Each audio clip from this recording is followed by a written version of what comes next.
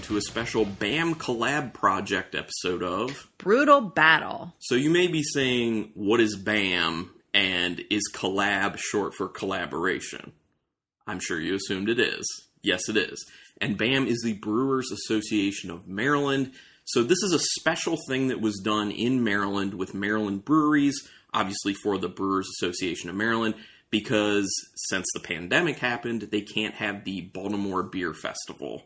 So instead, they came up with an alternate idea, which was to have 4 breweries be host breweries to brew different beers at their particular locations, and then other breweries collaborate with them. So it's kind of a little bit like the band project thing that Sierra Nevada had done, or beer camp.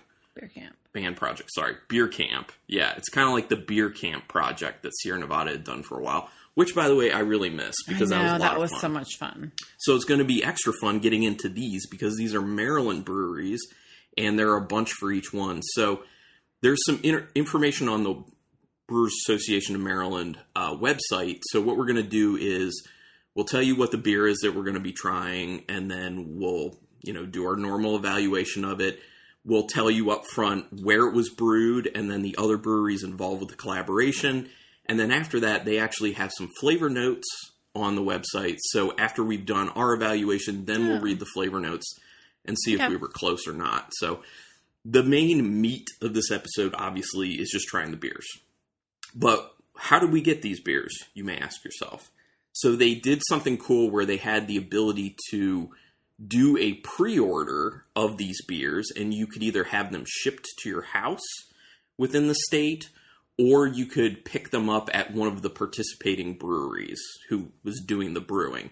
And we went with the option of buying mixed 4-packs. So you could have done like mixed 4-packs, you could have done mixed 6-packs, and then I think there was, and then you could also just do like, if you just wanted one particular beer or 2 beers, you could buy solid 4-packs. And there was only four of the 4 beers. There are only 4 of them. Now, they're calling it Series number 1. So I'm assuming that they have plans to potentially do more of these, which I'm already sold on that idea. That's fun. Yeah, totally. I'm already sold on it. So, yeah.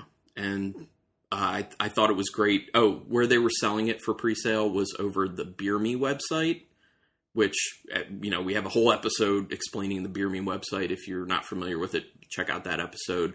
A lot of beer being sold that way in Maryland and other states, because it's not just in Maryland, but even though it was developed in Maryland. So, yeah, that said, let's jump into it, right? Let's crack one open. So the first one is brewed. The host brewery is a brewery we have talked about a decent amount and enjoy. BC Brewery out of Hunt Valley, Maryland. And this beer is 8. It's the word 8. I assume because it's 8 breweries involved, and it's a hazy IPA. And I'm going to read off the website all the participating breweries. So like I said, the host brewery is BC Brewery. The collaborators are Full Tilt Brewing, Hopkins Farm Brewery, Independent Brewing Company, Mobtown Brewing, Mully's Brewery, Pub Dog Brewing, and Smoketown Brewing Station. Which some of those we haven't had anything by. I've never even heard of Smoketown. I've heard of Smoketown, but I've not had any of their stuff. I also know about Mully's and Mobtown, but haven't had their stuff. So here we go. Let's get into it. And the other thing to say is that we don't know in what way the collaboration is done. There are many ways to do collaboration beers. What I'm assuming is that they probably met up over Skype or something like that, or Zoom, and talked about, what are our ideas for this recipe, and kind of worked out the recipe themselves, in a group, and then BC took that recipe and executed it. That's my guess of how they're doing it. But who knows? Oh, an ABV, 6.8% on this. Okay. All right. And they're all 16-ounce cans. And you said it's a hazy IPA. Yep. Hazy IPA. Now, what makes me a little hopeful, because, if you've been listening to this podcast enough, we're not huge on the hazy IPAs the way they've been done. What makes me hopeful, though, is the fact that I know BC Brewery does their hazy IPAs in a more beer-friendly way than a lot of breweries do, who try and add a bunch of garbage to the beer to make it look hazy. It's actually pretty... It tastes like crap. Pretty clear. It's not pretty clear. It's very clear. They failed in making it a hazy IPA. Yeah, it's not very hazy. But honestly, that's 100% fine with me. I could care less about that. So let's, it just looks very yellow with a little bit of an orange hue to it. It's clear. It's a clear beer, and I'm totally down with that. Or maybe they just called it a hazy IPA to trick you.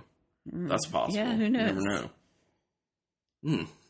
So, what are you smelling at? I'm getting orange and pineapple. Yeah.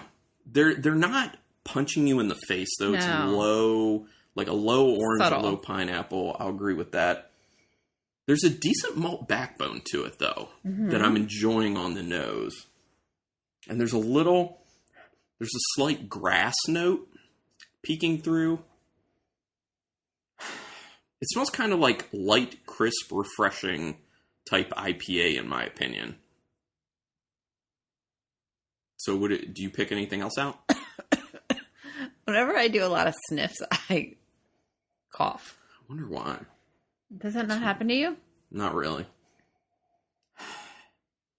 Yeah. I mean, like I said, it's not a super strong nose, but that's kind of all I'm getting. I'm not getting anything else. it smells like kind of nice and light. Yeah. And like I could enjoy it. So let's go in for a taste.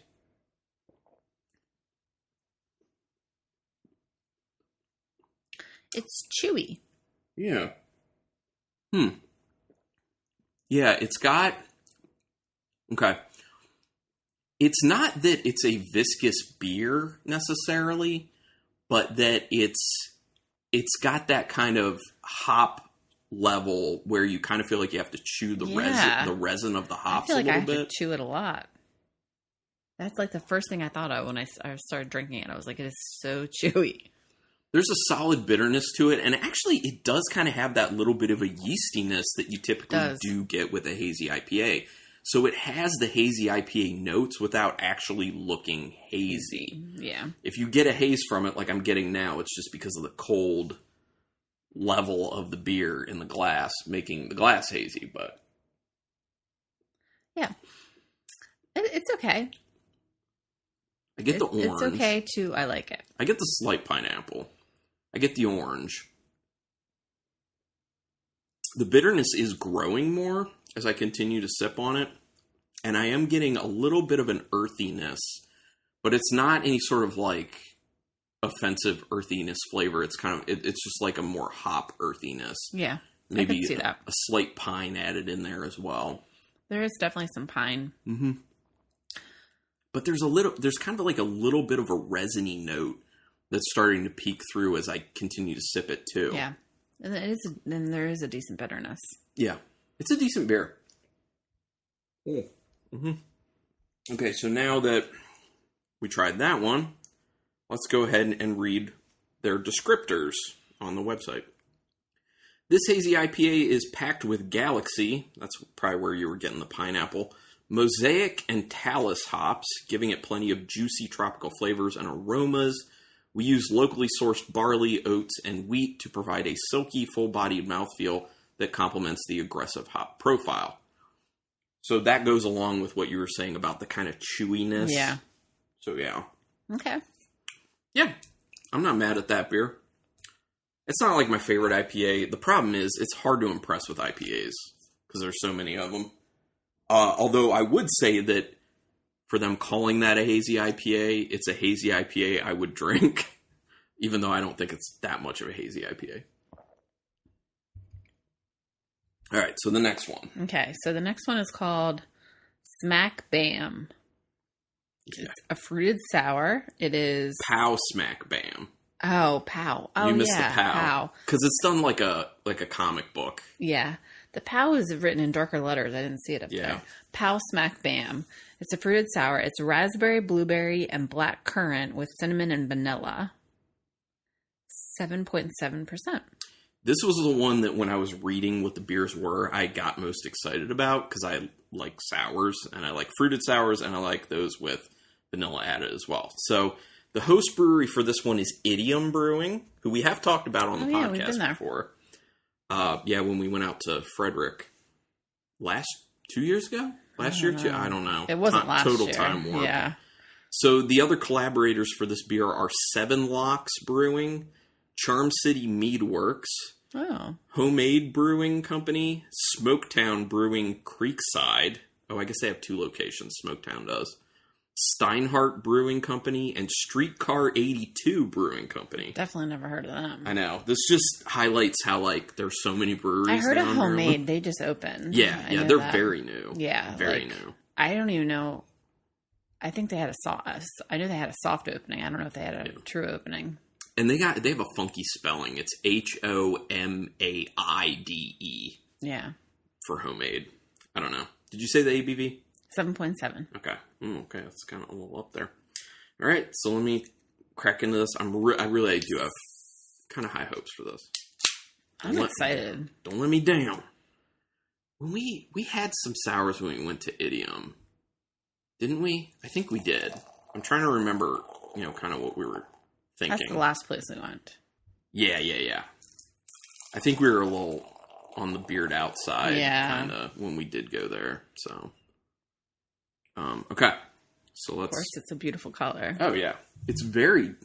It's like ruby. It looks kind of pulpy too. Like you definitely can't see through it. You see it's like pureed berries in there. The pink head is very pink. It's bright pink. It's beautiful. Oh man, it's a nice red smells color. So good. You get that cinnamon too. Ooh. Oh my gosh, you get that cinnamon. It's coming off as like oh man, what's that? Like a crumble. Like a berry crumble dessert. Because that usually has cinnamon, and then there's also like that little bit of vanilla that's kind of like an a la mode with like a crisp. Yeah. Yeah, okay. Mixed berry crisp. Yes, that's a good way of putting it. The cinnamon is pretty substantial. I like it. Well, it's interesting because you get the berries, but then when the cinnamon and the vanilla come in and they mix in your nose, it really does smell kind of like a pie crust. Yeah. It really, really does. So this is like a dessert in a glass, at least smell-wise. I'm definitely getting... it smells like very berry-y, but I'm definitely picking out the raspberry. It smells baked, too. You know what I mean? Like, it smells like a baked dessert. It's such a... I'm pretty impressed with the nose, honestly. It's a very impressive nose. Makes you excited to drink it.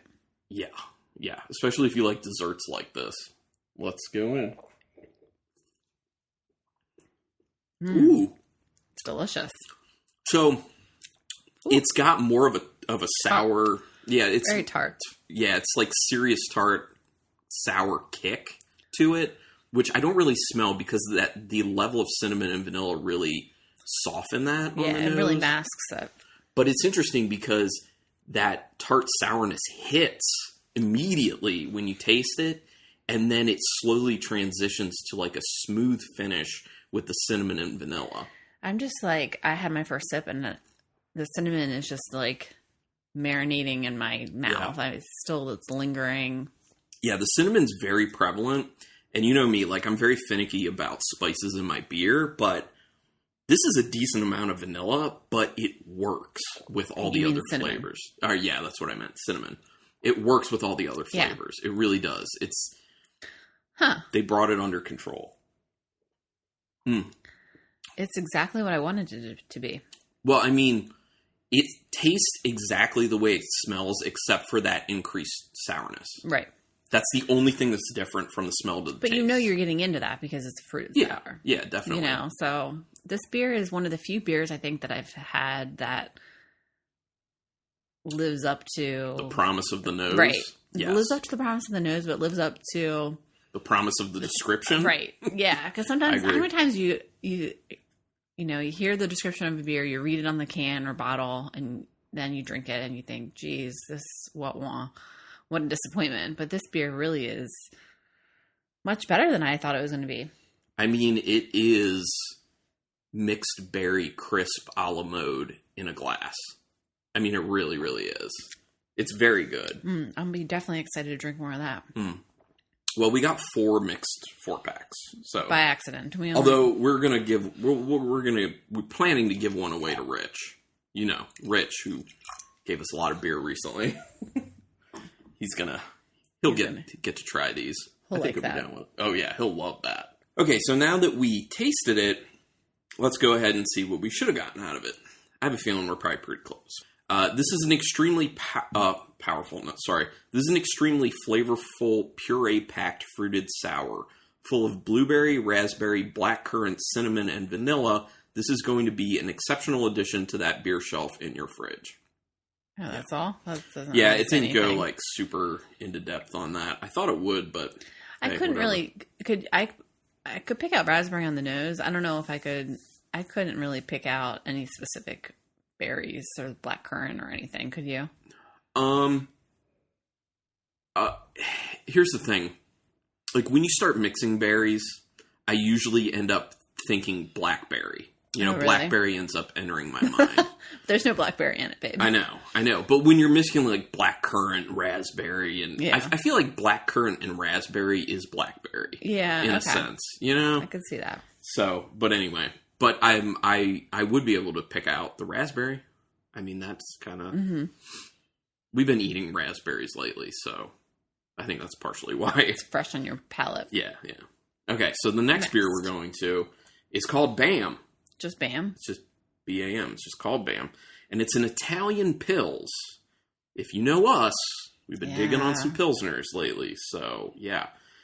So this BAM Italian Pils is not showing me an ABV at all. Unless it's on the bottom. Nope. No ABV there. Okay. So the host brewery is Calvert Brewing Company.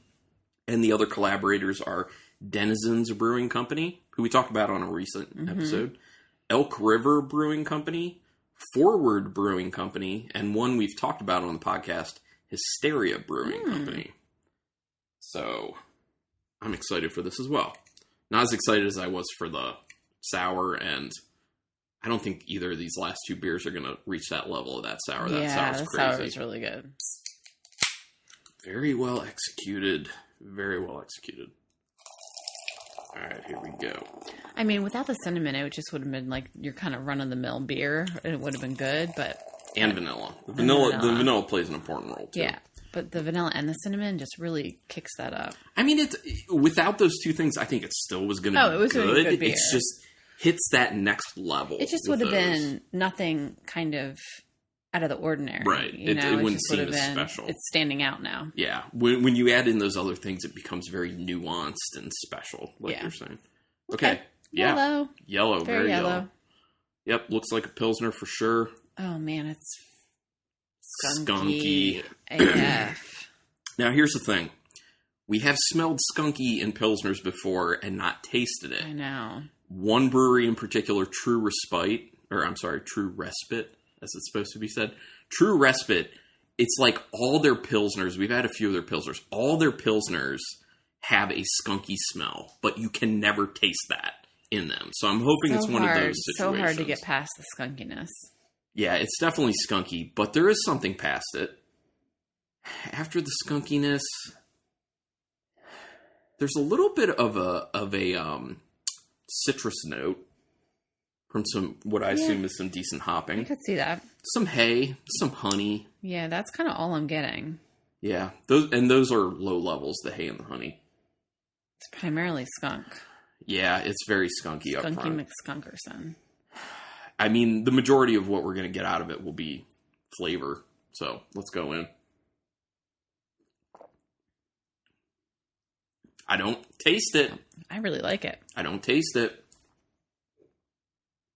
What is that?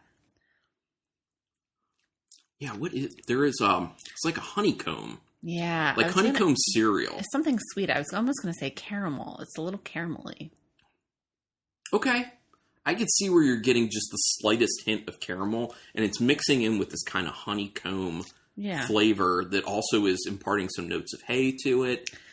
Definitely hay. And there's some Naked Cheerio, not the Naked Cheerio finish, but actually the Naked Cheerio taste. Yeah, agreed. There's a little bit of a bitterness on the finish. Yeah, it's good. It is light and kind of crisp, but it also is more viscous than I thought it would be for how it smelled and how it looked, and just knowing it's a Pilsner. It has a lot of flavor. Yeah, it has Well, there are all sorts of Pilsners. Now, maybe this is a distinction with the Italian-style Pilsner. I'm not 100%... I'm not that well versed on the different types of Pilsners, unfortunately, which I guess that is something I should look into more since we've been feeling Pilsners more lately. But maybe that's one of the calling cards of an Italian Pilsner, is it has, richer flavors to it. Yeah, it's good. It's definitely full-bodied, chewy. Yeah. It's good. It's weird because it's like you're saying, like it's a little chewy. It's more viscous than you would think, but it's also thin at the same time. Yeah. You know what I mean? It's weird. Like it plays both ways. It's good. It's just the nose is off-putting, yeah. but the flavor is very inviting. As long as the flavor is good. Yeah. Oh, totally. I mean, you can just hold your nose and drink it if you really have to. Okay, so rinse a glass. All right, here we go. Now, since we tried it, let's see what we're supposed to get out of this, or whatever information they have. A beautiful dry hopped and unfiltered variation on the traditional Pilsen style. Our Italian Pilsner pours a beautiful straw color and hits your nose with the classic spicy, floral, and herbal notes you would expect from noble hops, along with a slight lemon peel twist. Oh, we didn't get that. From our use of Kazbek hops. Interesting. We didn't get that. It drinks crisp, hoppy, and carbonated with a nice biscuit finish. Biscuit. Biscuit. I could say that. I think that the Naked Cheerio is probably biscuity, and some of the caramel sweetness. Sure. All right, and our final one. Final beer is called What Maryland Stouts. It is a tropical extra stout, 7.5%. And the host brewery for this one is True Respite Brewing, who we've talked about kind of recently and enjoy. And the other collaborators are 1623 Brewing Company, who we also talked about not that long ago. Crooked Crab Brewing Company, Denizens Brewing. Denizens again. Hysteria Brewing again. Mano Negra Beer Company. Milk House Brewery. Oh, we've been there. Nepenthe Brewing. I've been there. Quiet Scheme. Never heard of them. Slate Farm Brewery. Oh, been there. And Ten Ike Brewing. Never heard of them. They're relatively new, from what I understand. Man, so many breweries in Maryland. I know, that's what I'm saying. This highlights it. So, with that in mind, I feel like they could definitely do another series. And I'm hoping so, based off of the fact that it's series number 1. Yeah. I mean, you don't say series number 1 and not plan to do more. Yeah. Fingers crossed. Okay, did you say the ABV on that? 7.5. 7.5. Awesome, thank you. I'm interested to see what this actually is, though. Yeah. Because tropical extra stout, what is that supposed to be? What is you? It makes me think, what is they saying? Yeah, what is they saying? What is they beer saying? What is that from? Avenue 5 that was on HBO. Yeah. We only watched a few episodes. It actually wasn't that good. That was a great line from it, but it's actually not that good of a show. Hey, we quit it. Yeah, we did. It got boring fast. Okay. Tried too hard. Okay, so it looks like a stout. Oh my gosh. Totally. It's got a, decently tan head to it. Can't see through it, all that jazz. I get it's like a really low-level chocolate. I was going to say chalk. Okay.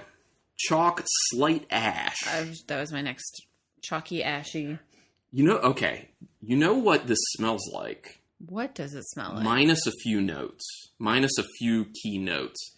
It smells like the Berry's Indulgence chocolate cream pie stout from BC Brewery.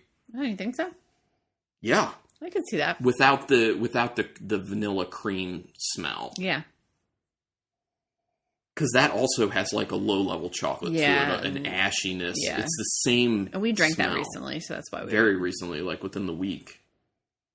It smells good, though. Like, it's very low-key. Yeah, it's not overtly nose-forward. Yeah, it's very low-key. Yeah, I think I get a slight molasses, too, actually. There's very slight molasses on the end. All right. It's really thin. Ooh, the ashiness is pretty significant. At least on my first sip. The ashiness really shows up. It definitely tastes chocolatey too, but it's kind of like bitter, like a bitter, dry chocolate. And it is dry. It is very dry. It's a very dry beer. What's the tropical? I don't know. That's what I'm trying to figure out. It's good. Mm-hmm. I mean, I enjoy it. The question is, do you want a stout or do you want an imperial stout? This is something we talked about on a recent episode. Like, as, current craft beer drinkers, you're used to everything being an imperial stout. But when you step back, do you want to drink a straight up stout? I'm enjoying it for what it is. I think it's good. Yeah. It's light body to it. I enjoy that with the flavors. It's easy. Yeah, I don't know what the tropical's supposed to be either. About it. I'm just getting the ashy, the chocolate. There's a lot of ashiness to it. And I think there's a bitterness on the finish, and I think the bitterness is enhanced a bit by how dry it is. And that plays then into more of a dark chocolate to it as well. But it's a decent beer. Mm-hmm. It's a solid beer. I enjoy it. Now, what were we supposed to get? I get a little bit of that molasses, actually, that I was saying I was smelling. And I also get a faint caramel note on the finish. I could see that. All right. So this is what they say. What is a tropical extra stout, you might ask? We did ask. We are. Well, if you ask our friends at True Respite and the other collaborators producing What Maryland Stouts, you'd hear a lot about the rich cocoa, coffee, and dark fruit flavors, no dark fruit, that are derived from the specialty malts making up the recipe's grist bill. It sounds delicious to us, roasty notes married to a lightly sweet character in a luscious beer. Okay. I mean, the roasties coming through, like we were saying, with like it being very dry and it being like a dark chocolate. Right. Like that's where the roasties We're come getting in. the roasty and the cocoa. Yeah. Yeah. Well, and also cocoa's pretty dry too. Yeah, it's real. So that could be playing into that as well. So, okay. But it's good. I dig it. Okay, so good lineup. Do you need to retaste any, or do you know your lineup? I know mine immediately, but mine too. You go ahead first. Okay. Might be the same. Might be the same.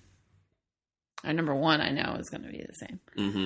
Okay, my number 4 is going to be 8, which is the Hazy IPA. My number 3 is going to be What Maryland Stouts. My number 2 is BAM, the Italian Pills. And my number 1 is the Pow Smack BAM, the Fruited Sour. Fruited Sour with raspberry, blueberry, blackcurrant, cinnamon, and vanilla. And my ranking's the same. Oh, really? Oh, yeah. 100%. Okay. I felt like this was a very easy one to rank. Like, literally, as I was drinking, they, like, slotted in into the order. Like, we drank the first one, I was like, okay. We drank the second one, I was like, well, definitely in the one spot. We drank the third one, I was like, definitely between the first and second one. And then we drank this last one, I was like, definitely before the last one. Like, it was very clear in my mind as we were tasting. I was torn between the last two. I was torn between 8 and What Maryland Stouts. Oh, really? Yeah. Okay. Yeah, I mean, they are close-ish, but I think in the end I would want them What Maryland Stouts more. Yeah. Because another thing, like I was saying, like, IPA is kind of hard to really impress you with, and how many people are making just a stout? Right. Like an actual stout, not imperial. So, there's one of those times you reach for this one when you're just like, I feel like I want the flavors of a stout, but I just don't want something super thick and heavy. You're right. Like, this is that. So, okay. So this is fun. Yeah. It was a lot of fun. It was great. And I love that we're doing it to support Maryland breweries. I don't know if you can still get your hands on these. I know that at least at the brewing locations for these beers, they have them available to purchase and take home. So if you hear this and you want to go out and do that, if they're still available. Now, I want to pose a question to you. What, if they do another series, which, fingers crossed, what would you like to see? Style-wise? Yeah, name a few styles that you would be like, please do this. A Kolsch or a cream ale. Yeah, that'd be great. I'd say cream ale. Be like, give me a cream ale. A coffee porter. Ooh. Coffee porter would be good. I'd say, okay, if you want to get crazy, I would ask for something that I've been wanting that barely anyone does. A coffee IPA. Coffee IPA. If anyone hears this who's involved with this project, a cream ale, a coffee IPA. What else? We should come up with 2 more just to round things out. How about that? What else could we come up with? How about a milkshake IPA? Milkshake IPA could be fun. Or a Scotch ale. How about a Scotch ale? There aren't enough of those out there. And I think a good Scotch ale is an amazing beer. Although I'm sure they'd listen to what we're saying and just be like, cream ale's not really going to sell so much. The Scotch ale's not really going to sell so much. But the other one's good. But anyway, cool.